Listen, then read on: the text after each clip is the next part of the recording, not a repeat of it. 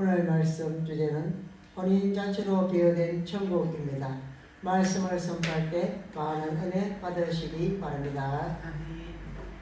본문은 천국이 완성될 때까지의 과정을 비유적으로 묘사해 주고 있습니다. 먼저 초대받은 자들인 유대인들은 잔치에 참석하기를 거부함으로 하나님의 진노를 샀습니다. 그래서 그들은 실제로 로마의 디도에 의해 AD 70년경 엄청난 민족적 순환을 당했습니다. 그들은 초대받은 그 혼인잔치에 참석하지 않았을 뿐만 아니라 초대하러 간 자들, 곧 하나님의 종들을 죽이기까지 했습니다. 결국 그들의 제약으로 인해 혼인잔치에 참석할 수 있는 특권은 이방인들에게 주어졌습니다. 그러나 이방인들 모두가 혼인잔치에 들어갈 수 있는 것은 아닙니다. 다만 예복을 입은 자만이 그 혼인 예식에 참여하며 즐길 수가 있습니다. 예복을 입지 않은 자들은 모두 쫓겨납니다. 이러한 과정을 통해 천국이 어떻게 형성되어 가며 그 본질은 무엇인지 살펴보도록 하겠습니다. 천국은 잔치와 같습니다. 예수께서 이스라엘 백성들이 천국에서 제해될 것을 말씀하시면서 이방인들이 하나님 나라의 잔치에 참여하게 될 것을 말씀하신 적이 있습니다. 그리고 요한계시록에도 천국에서 어린 양의 혼인잔치가 베풀어질 것이라고 언급되고 있습니다. 그리고 예수는 자신을 혼인잔치의 신랑으로 비유하셨습니다. 그뿐 아니라 성도들은 덤불을 돌고 신랑을 기다리는 신부에 비유했습니다. 이처럼 예수께서 천국의 실상을 혼인잔치로 비유함으로써 천국이 가장 경사스러운 날의 기쁨과 즐거움으로 가득 찰 것을 보여주셨습니다. 우리는 지금 천국잔치에 초대받은 자들입니다. 그리고 이미 그 천국잔치에 참여해 있습니다. 그렇다면 우리에게는 잔치의 기쁨과 즐거움이 넘쳐야 마땅합니다. 그러나 우리의 현실은 초상집과 같이 슬픔과 비통으로 가득 차 있습니다. 이것은 우리가 성도로서 정상적인 삶을 살지 못하고 있음을 드러내 줍니다. 성도가 항상 기뻐하면서 사는 것은 성도를 향하신 하나님의 뜻입니다. 그래서 바울은 빌립보 교회에게 주 안에서 항상 기뻐하라. 내가 다시 말하노니 기뻐하라고 권면했습니다. 하나님은 우리가 근심과 걱정 그리고 두려움에 매여 살기를 원하지 않으십니다. 우리가 혼인잔치에 참석한 자와 같이 구원의 즐거움과 감격에서 우러나오는 기쁨과 감사가 넘치는 삶을 살기를 원하십니다. 다윗이 바세바와 동침한 죄와 그녀의 남편인 우리아를 죽인 죄를 회개하면서 주의 구원의 즐거움을 내게 회복시키시고 자원하는 심령을 주사 나를 붙드소서라고 고백했듯이 성도에게 구원의 즐거움이 없으면 이 세상의 삶은 고통 그 자체입니다. 예수는 수가성 여인에게 내가 주는 물을 먹는 자는 영원히 목마르지 아니하리니 나의 주는 물은 그 속에서 영생하도록 솟아나는 샘물이 되리라고 약속하셨습니다. 그럼에도 불구하고 우리는 끊임없이 갈증을 느낍니다. 이러한 우리의 불행은 삶 가운데서 사단의 미혹을 받아 눈이 어두워져서 예수께서 우리를 위해 베푸신 그 엄청난 복을 바라보지 않은 데서 비롯되는 것입니다. 천국에서 사람들에게 초청장을 보내고 있습니다. 본문에는 어떤 임금이 자기 아들을 위한 혼인잔치를 벌여놓고 종들을 보내어 사람들을 그 잔치에 초청한 비유가 언급되고 있습니다. 이처럼 하나님은 천국잔치를 개설하고 모든 사람들에게 초청장을 보내십니다. 하나님은 지금도 모든 사람에게 천국잔치의 초청장을 보내고 계십니다. 복음이 전파되는 곳에는 천국잔치의 초청장이 보내어지고 있는 것입니다. 이 초청장이 모든 민족에게 보내어지는 시점, 곧 복음이 온 세상에 전파될 때 그 초청장을 거부한 자나 초청장에 응하였으나 예복을 준비하지 않은 자에 대한 심판이 행해질 것입니다. 모든 사람을 천국잔치에 초청하는 것은 하나님의 종된 성도들의 사명입니다. 임금이 자기 종들을 보내 초청한 것처럼 하나님께서도 성도들을 하여금 천국잔치에 올 사람들을 초청하게 하십니다. 종들이 주인의 명령에 불순종할 수 없듯이 성도들도 하나님의 명령에 불순종해서는 안 됩니다. 달란트 비유에서 한 달란트 받은 종은 주인의 뜻을 따르지 않았습니다. 그래서 주인은 그에게 이 무익한 종을 바깥 어두운 데로 내어 쫓아라. 거기서 슬피우며 이를 갈미 있으리라는 심판을 선포했습니다. 마찬가지로 하나님은 모든 사람에게 천국잔치 초청장을 보내기를 원하시어 그 사명을 성도들에게 맡기셨습니다. 성도라면 누구나 이 사명을 거절해서는 안 됩니다. 예복을 입은 자만이 천국잔치에 참여할 수가 있습니다. 종들은 길에 나가 만나는 사람을 모두 혼인잔치에 초대했습니다. 그들의 노력에 의해 그 잔치에는 손님이 가득 찼습니다. 그러나 손님들 중에 특별히 눈에 띄는 사람들이 있었습니다. 그는 예복을 입지 않았던 것입니다. 그래서 임금은 사람들에게 그 수족을 결박하여 바깥 어두운 데 내어 던지라. 거기서 슬피우며 이를 갈미 있으리라고 말했습니다. 이 비유는 이 세상의 교회에도 구원받지 못할 자가 있음을 암시합니다.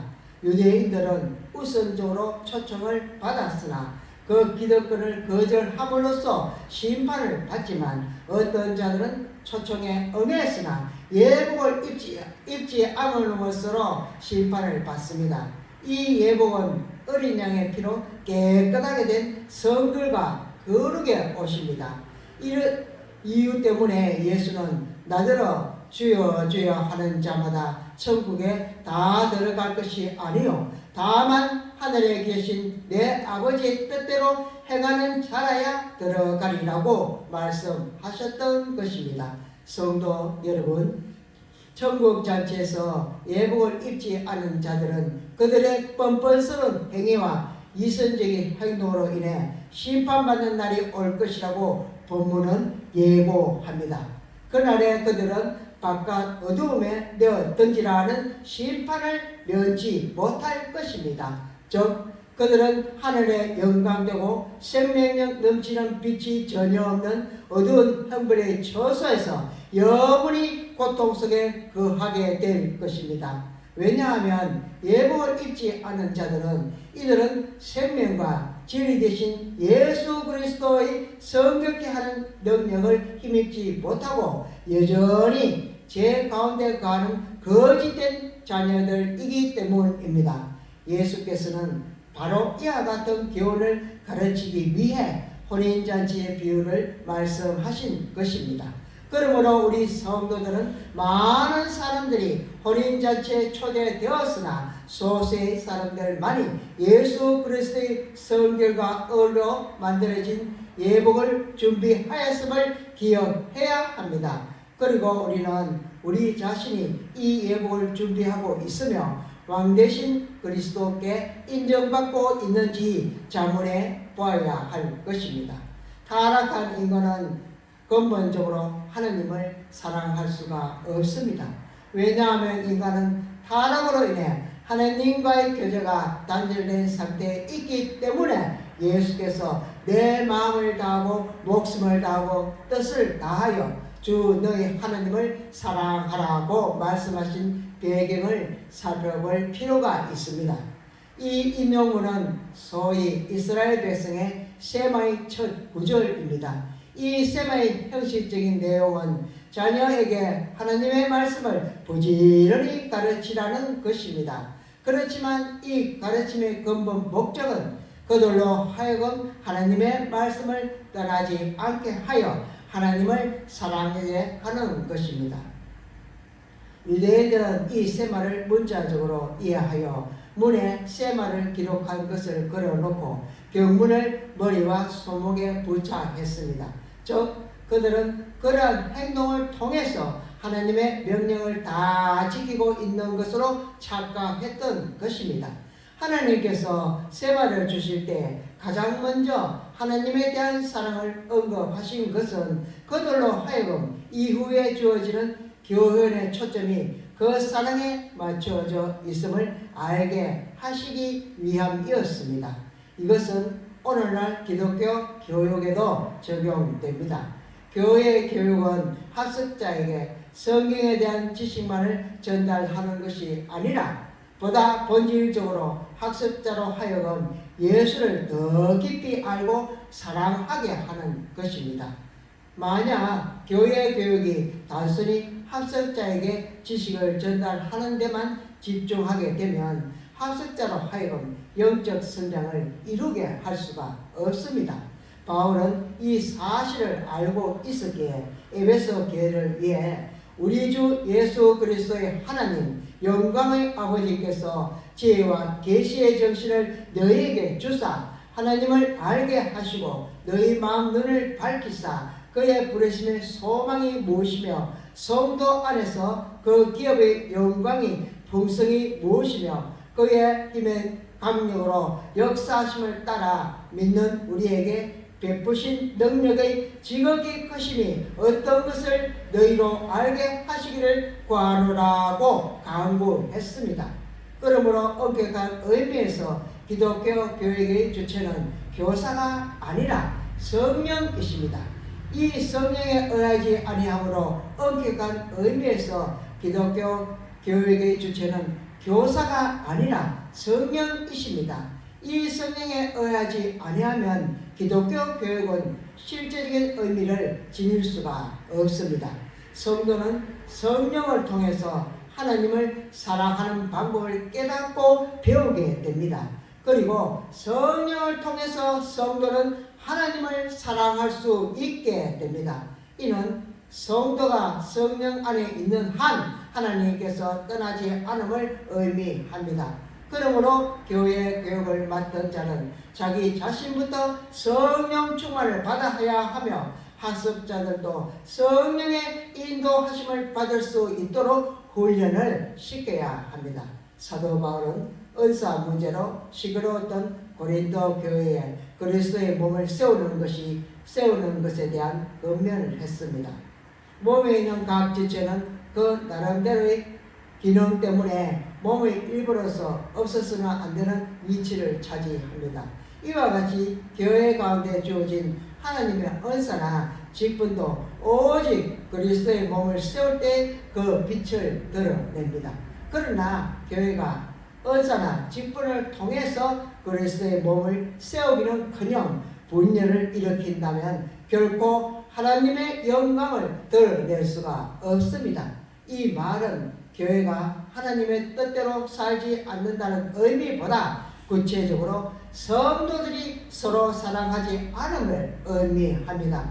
그래서 바울은 고린도 교회에서 너희는 더욱 큰 은사를 사모하라. 내가 또한 제일 좋은 길을 너희에게 보이리라고 말한 후 그런즉 믿음, 소망, 사랑 이 세 가지는 항상 있을 것인데 그 중에 제일은 사랑이라고 가르쳤습니다.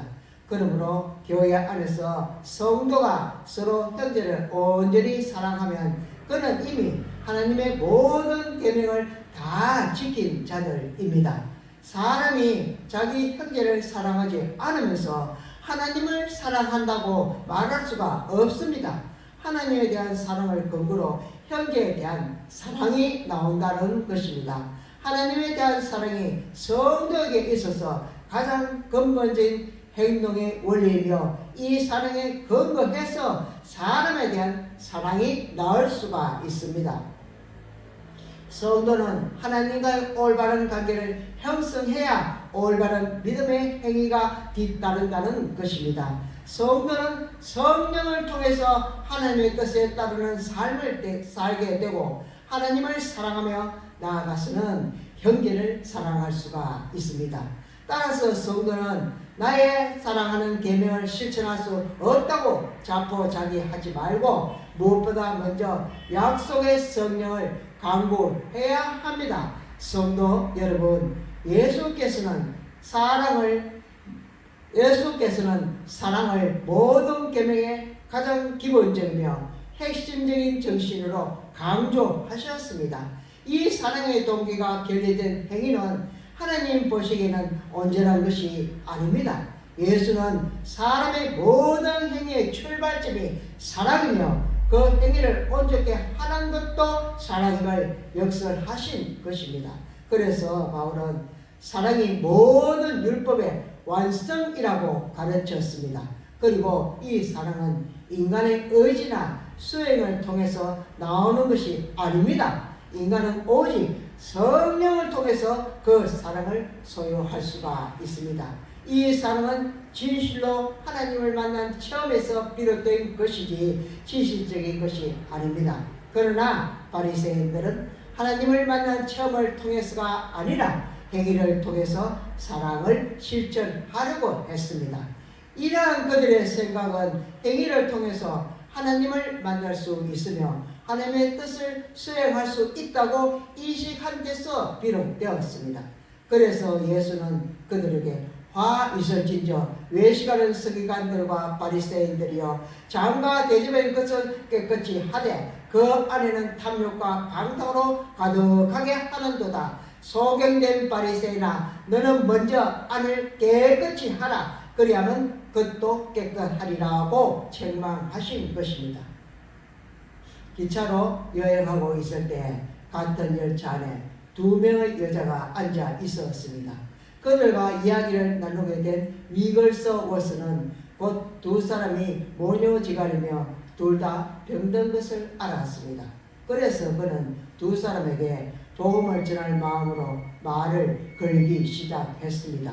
위글서 워스는 주의를 끌기 위해서 자신의 가방 속에 있는 믿을 만한 치료약이 있으며 지금까지 그 약을 먹은 사람들은 모든 병이 나아진다는 말로 대화를 시작했습니다. 그가 이 엄청난 약에 대해서 너무나 이야기를 많이 하니까 모녀는 자기들에게 그 약을 나눠달라고 했습니다.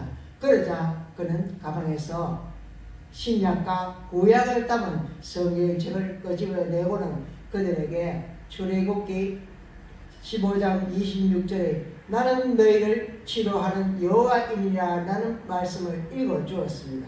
얼마 가지 않아 구원을 받았을 뿐만 아니라 하나님께서 그 두 사람 모두를 치료해 주셨습니다. 우리가 열의를 가지고 찾기만 하면 이 세상 가운데서도 놀라운 보물을 발견할 수 있듯이 우리가 주어진 초청에 응하기만 하면 천국은 우리에게 문을 활짝 열어두고 있습니다. 우리가 준비할 것은 단 한 가지, 바로 예복뿐입니다. 그저 공짜라니까 한번 가보는 사람은 잔치에 참여할 자격이 없습니다. 그것이 비록 매우 비싼 가격에 공연되는 것이라 할지라도 기꺼이 원할 만큼의 열의와 준비가 있어야만 비로소 그것을 누릴 자격이 있는 것입니다. 예수 그리스도를 구주로 영접하기만 하면 무조건 참여할 수 있는 천국 잔치를 놓친다면 그보다 후회스러운 일은 없을 것입니다. 우리 모두가 하나님의 열심으로 열의를 가지고 준비된 예복으로 천국 잔치를 사모하는 마음과 고난주간을 통해 예수 그리스도의 진정한 사랑과 축복을 누리시는 한 주가 되시기를 주님의 이름으로 축원합니다. 기도하겠습니다. 주님, 저희는 너무나 무지합니다. 저희가 주님의 사랑을 너무나 몰랐습니다. 우리는 복음에 빚진 자들인데 주님의 십자가 사랑으로 모든 죄들을 사해 주신 그 은혜를 오늘도 이렇게 말씀으로 알게 해주신 주님께 참으로 감사를 올려드리옵나이다. 천국에 대한 비유가 우리에게 말씀하신 창과 금으로 저 세상을 오염시킨 악한 사탄들에게 비추이사 우리의 하나님께 피하여 여호와로 말미암아 즐거워하고 기뻐할 수 있는 찬양의 이유가 되게 하옵소서. 고난으로 즐거워하는 인생은 별로 없습니다. 그러나 진정한 자유는 고난이 가져다주는 유익을 통해서 주님의 고난 조항을 묵상하게 하여 주심을 알게 하옵소서.